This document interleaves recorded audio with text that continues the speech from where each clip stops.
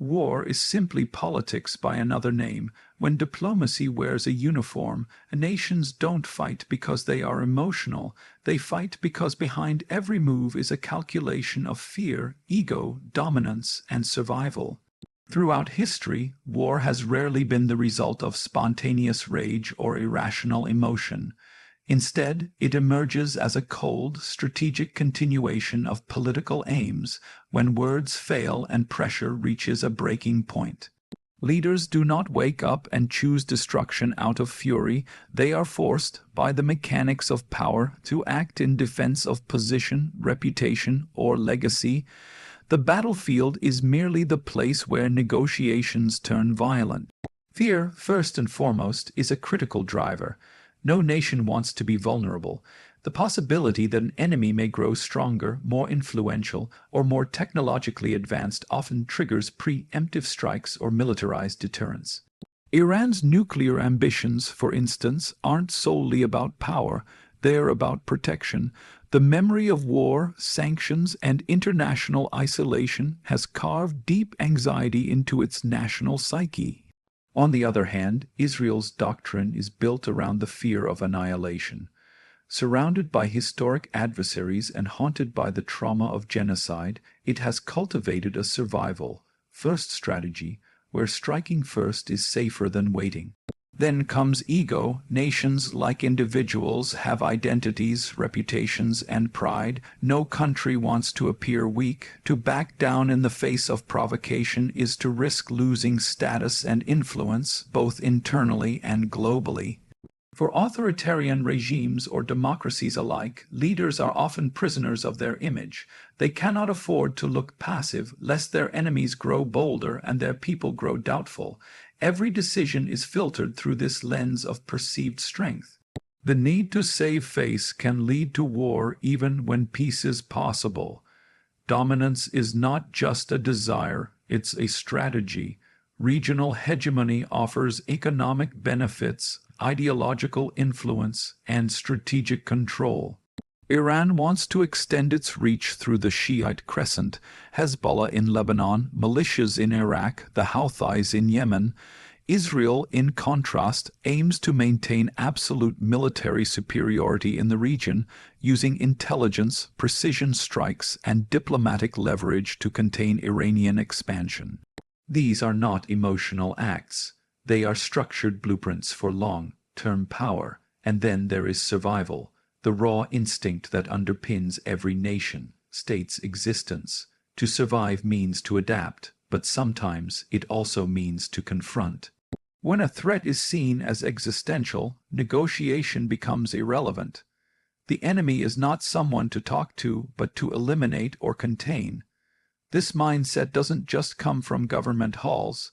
It is echoed in media, in cultural memory, in the teachings passed from one generation to the next. In the end, war is politics at its most brutal. It's not madness, it's method. It is the final argument of a system designed to preserve power at all costs.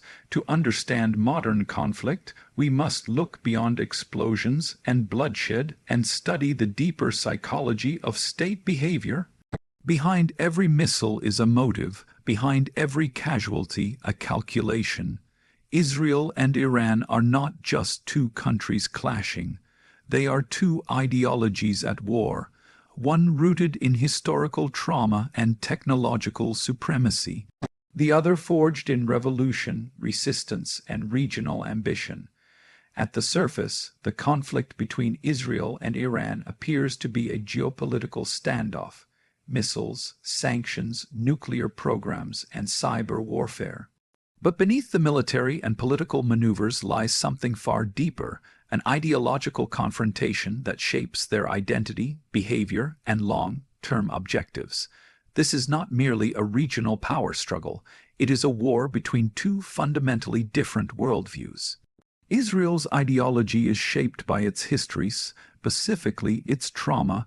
Born from the ashes of the Holocaust and centuries of exile, the Israeli identity is one built on survival, innovation, and self-reliance. The concept of never again is not just a phrase. It is the operating principle behind every defense policy, intelligence operation, and preemptive strike. This history of persecution has instilled in the Israeli psyche a deep skepticism of global systems and foreign guarantees.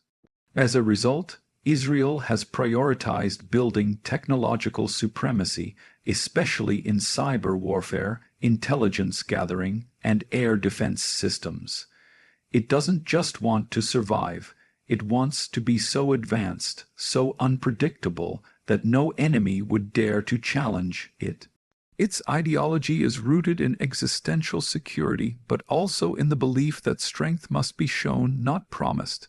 Iran, on the other hand, was reborn through revolution. Its 1979 Islamic Revolution did not just overthrow a monarchy, it redefined the country's identity. Iran now sees itself as a defender of oppressed peoples and an anti-imperial power standing against Western domination. This revolutionary ideology has become the backbone of its foreign policy. Iran sees itself as the leader of the resistance axis, supporting groups like Hezbollah, Hamas, and the Houthis not only for strategic leverage, but because it believes it is waging a moral, ideological struggle against Zionism and Western interference. Iran's ambition is not to simply coexist. It is to reshape the balance of power in the Middle East, replacing what it views as illegitimate influence with its own vision of regional justice and Islamic governance. These ideological foundations make compromise almost impossible. For Israel, Iran's quest for nuclear capability is not a negotiation point, it's an unacceptable threat to existence. For Iran, Israel's expansion of alliances with Arab states, military operations in Syria, and its alignment with the West are not just provocations, they are challenges to its revolutionary mission. Each views the other not merely as a rival, but as a symbol of everything that must be resisted or destroyed. This is why their war is not confined to borders. It is fought through proxies in Lebanon and Gaza, through cyber attacks on infrastructure, through diplomatic manipulation, and through media narratives. The battlefield is everywhere, because the war is not just about territory. It's about identity, legacy, and ideological supremacy. Neither side is just reacting. They are both enacting a story they believe they must finish, never outshine the master, but if you must, destroy him completely. Israel cannot tolerate a nuclear Iran. Iran cannot tolerate Israeli influence unchecked. This is not about land, this is about existence. At the heart of the Iran-Israel conflict is not a border dispute, not a clash over resources, but a deeper, more primal confrontation over survival and supremacy. It's a zero-sum game. Each nation views the other not merely as a competitor, but as an existential threat, and in such games, compromise is weakness and hesitation is fatal. Israel's position is anchored in an unshakable principle. It must never allow another nation in its region to possess the capability to wipe it off the map. The specter of the Holocaust looms large in Israel's collective memory. Never again is more than rhetoric, it is a doctrine. A nuclear-armed Iran is not viewed by Israeli leadership as a strategic challenge, but as a countdown to annihilation. From their perspective, even the possibility of Tehran possessing nuclear weapons is unacceptable. It would embolden Iran's regional proxies, threaten Israeli cities, and alter the balance of deterrence forever. For Israel, this is not about controlling another state. It's about not being cornered by one. Iran, on the other hand, sees Israel as the centerpiece of Western imperialism in the Middle East. To the Islamic Republic, Israel is more than just a state. It is the projection of American power and ideology, occupying Muslim land and dominating regional affairs through military, economic, and intelligence superiority. Since the revolution of 1979, Iran has positioned itself as the leader of the anti-Zionist, anti-Western axis.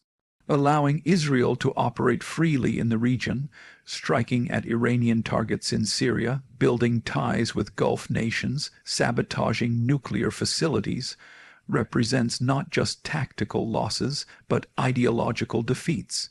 Iran cannot allow Israeli dominance to go unchecked because to do so would erode its own claim as a protector of resistance and a challenger of the global order. Never outshine the master is a law of power that suggests maintaining harmony with those above you until the time is right.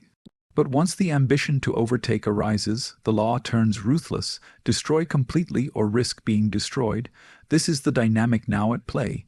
Israel's dominance in intelligence, technology, and military agility has long cast a shadow over Iran. But Tehran has been patient, slowly building influence, expanding its proxy network, hardening its defenses, and inching toward nuclear capability. Israel sees this as a direct challenge to its mastery of the regional security architecture. And so it acts covert assassinations, cyber operations, military strikes, and diplomatic isolation campaigns. Iran, in turn, adapts, retaliates, and waits. The war is long, the blows are not always public.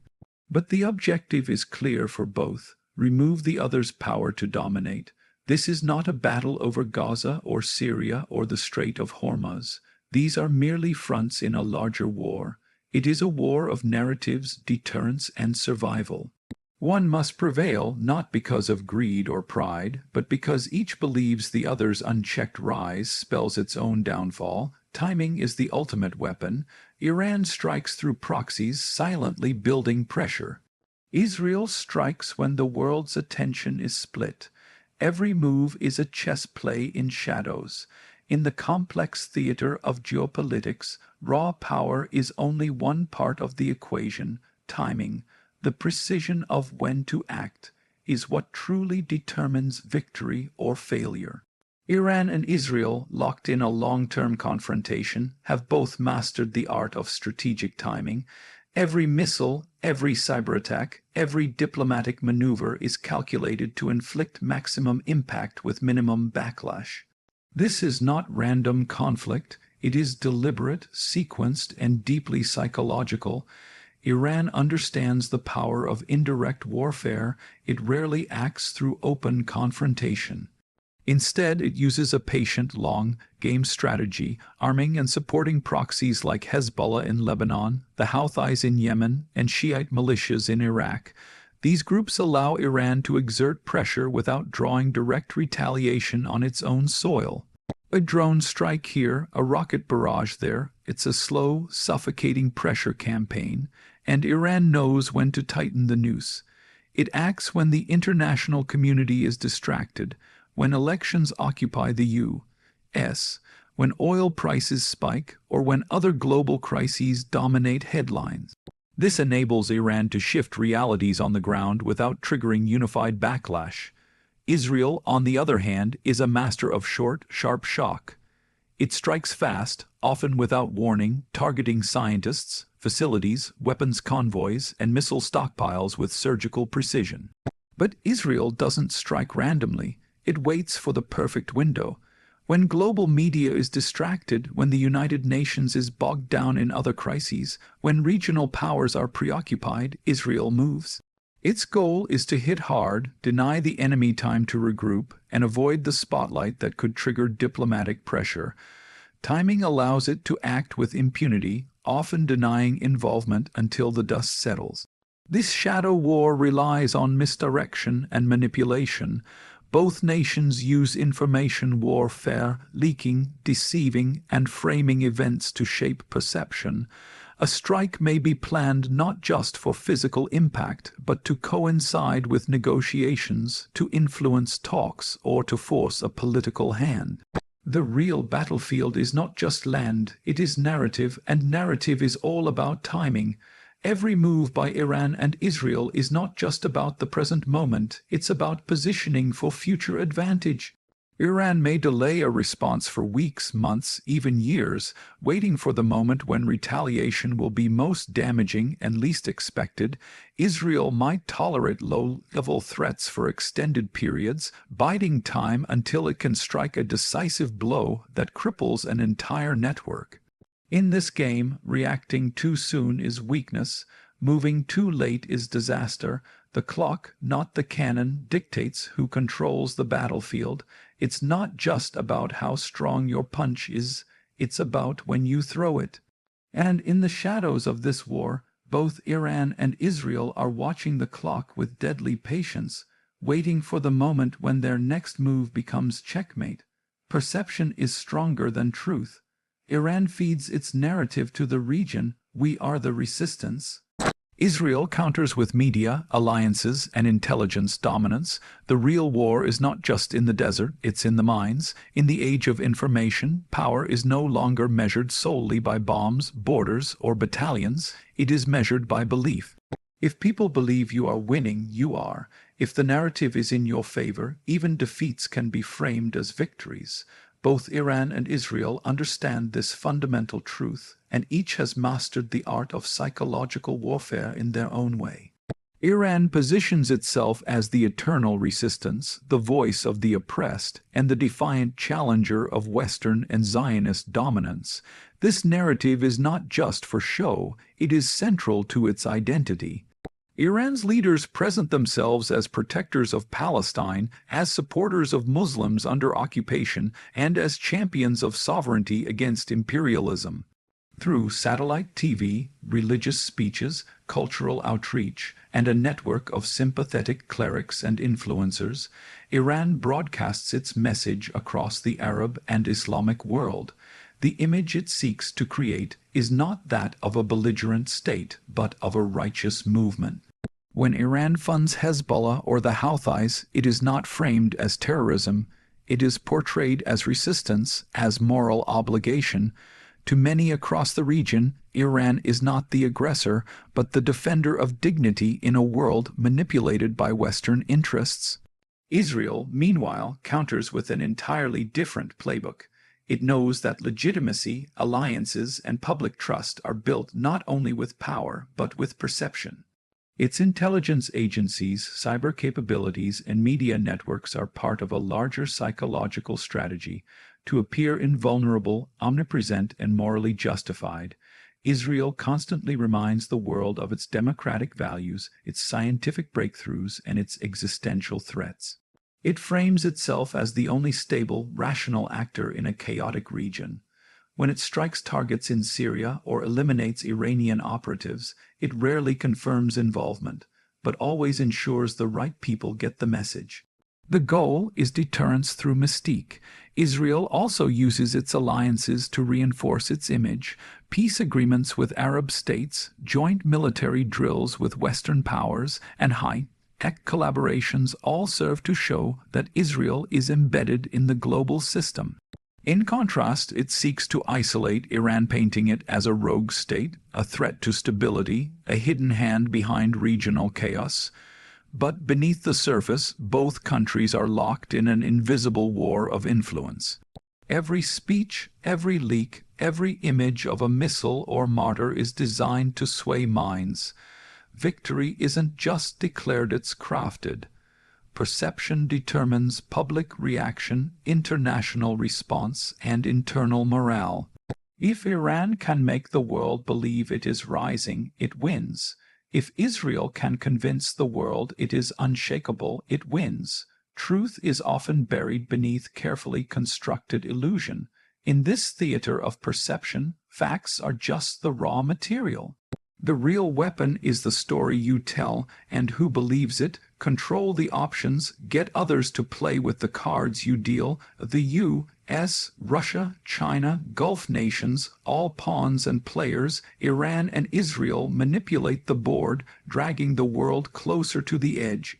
Global conflicts rarely unfold in isolation.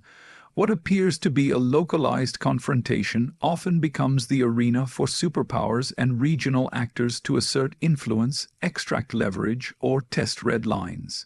Iran and Israel understand this game with brutal clarity. They don't simply react. They design scenarios, they set the stage, they offer choices where all paths benefit their own strategic posture. The goal is not just to survive, but to dictate the tempo, shape the battlefield, and force others to operate within the boundaries they define. For Iran, control means leveraging chaos. Wherever there is instability, Iran plants a flag. It offers support, arms, training, and ideology, not only to extend influence but to reshape the options available to other powers. In Yemen, the Houthis provide Tehran leverage over Saudi Arabia. In Iraq, aligned militias create pressure on U.S. forces. In Syria, Iran props up Assad to maintain a corridor to Hezbollah in Lebanon. Iran doesn't fight on one front, it creates many so that its adversaries must spread thin, react constantly, and never hold strategic initiative. When Western diplomats attempt to engage Iran on nuclear issues, they are met with a table already tilted, surrounded by unresolved conflicts that Tehran uses as bargaining chips.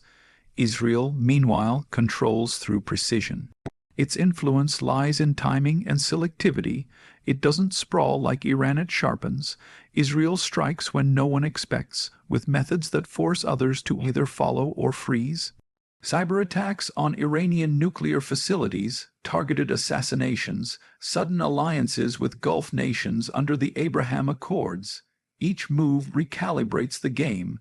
These actions don't just undermine Iran, they constrain the decisions of larger powers. The U.S. must constantly walk a tightrope between Israeli security demands and nuclear diplomacy. Arab states are forced to choose between quiet alignment with Israel or continued dependency on Iran's proxies. Even Russia and China, both seeking influence in the region, must account for Israel's intelligence reach and technological superiority. Neither Iran nor Israel seeks direct world war, but both weaponize global involvement. They draw in superpowers not as referees, but as reluctant participants. Each escalatory act is wrapped in plausible deniability, yet carries the unmistakable fingerprint of strategic manipulation. A drone strike in Syria prompts U.S. statements. A Houth I attack on a shipping lane triggers international concern. Israel signs a defense deal with a Gulf state, and the ripple reaches Tehran, Moscow, and Beijing. This manipulation of options, this psychological chess game, is not accidental. It is rooted in a deep understanding of leverage. Israel and Iran may not have the same economic or demographic weight as the global giants, but they punch far above their size because they control the framing. They don't play the game, they write the rules.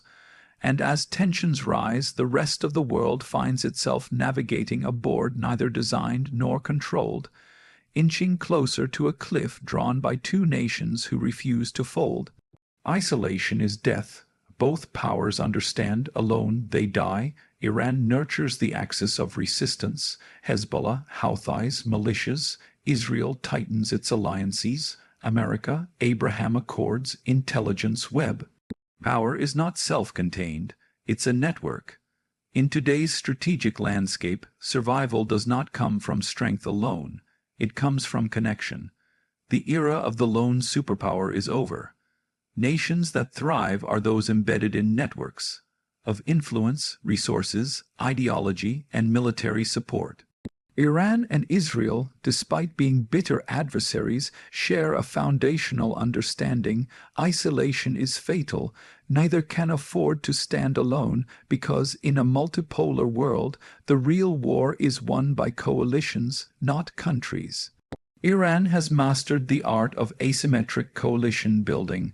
Lacking the conventional power of a superstate, it has built what it calls the axis of resistance, a transnational network of armed groups, proxy forces, ideological allies, and destabilized zones. Hezbollah in Lebanon is its crown jewel, a fully integrated arm of Tehran's military and political vision.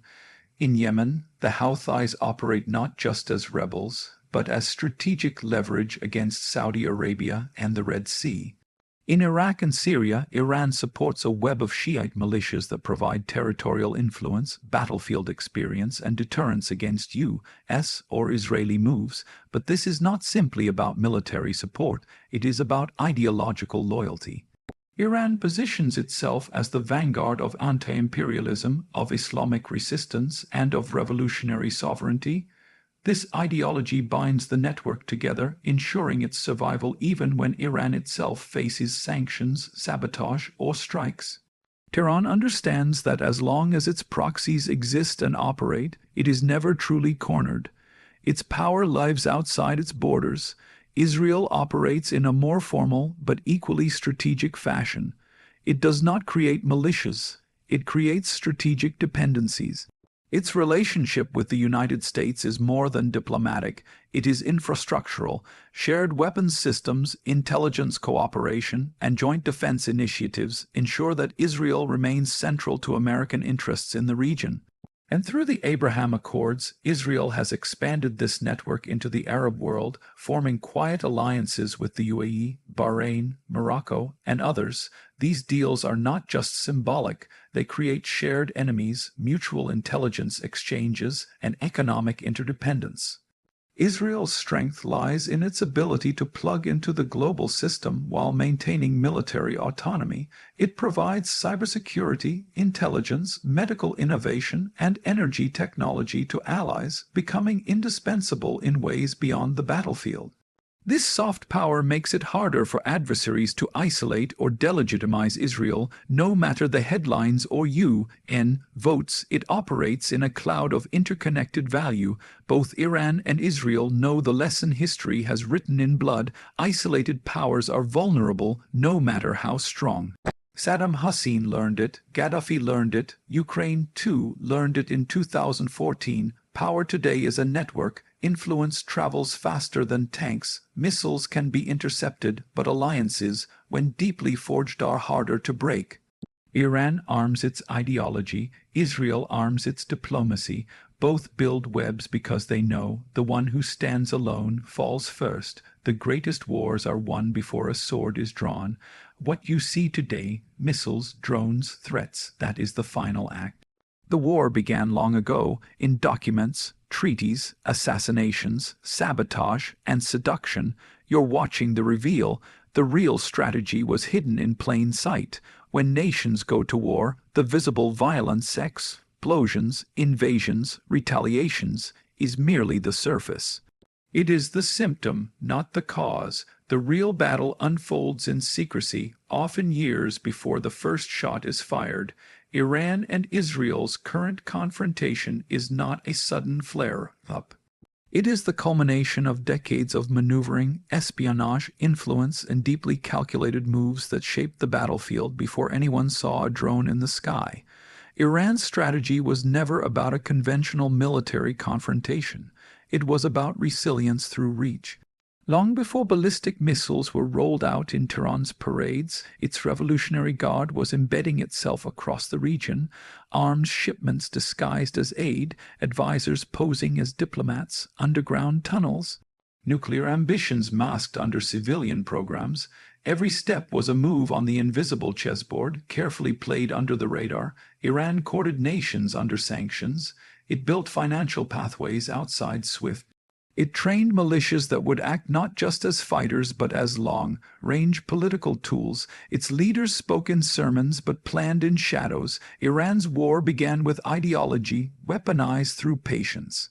Israel, equally, has fought this war with precision long before any airstrike was reported. Its mastery lies not only in military might but in preemptive disruption.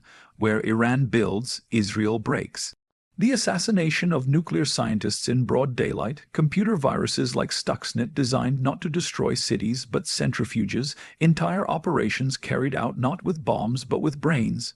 Its Mossad doesn't just collect intelligence, it erases obstacles. Israel cultivates influence in Western think tanks, positions itself as a source of indispensable intelligence, and uses diplomatic leverage to shape global perception. The battlefield isn't always terrain, it's timing, narrative, and doubt. Treaties and accords, too, are weapons in disguise. When Israel made peace with Gulf states under the Abraham Accords, it wasn't just seeking normalization, it was cornering Iran. Every new deal meant another radar closer to Tehran, another potential airstrip, another intelligence-sharing partner. Meanwhile, Iran worked to undermine these very accords, backing media outlets and political movements to stir unrest, portraying the signatories as traitors to the Palestinian cause. This war is not just about domination, it's about who gets to define betrayal and loyalty in the eyes of millions. Even seduction is part of this hidden war. Iran lures with ideology, offering defiant purpose to the disenfranchised. Israel lures with technology, promising security and prosperity to vulnerable regimes. It's a psychological contest as much as a geopolitical one. What the world sees now, missiles launched, embassies threatened, red lines crossed, is the performance. The real war was in the casting, the script writing, the rehearsals. By the time the first air raid sirens blare, the power balance has already shifted. The winner isn't always the one with more firepower. It's the one who drew the map before the conflict began.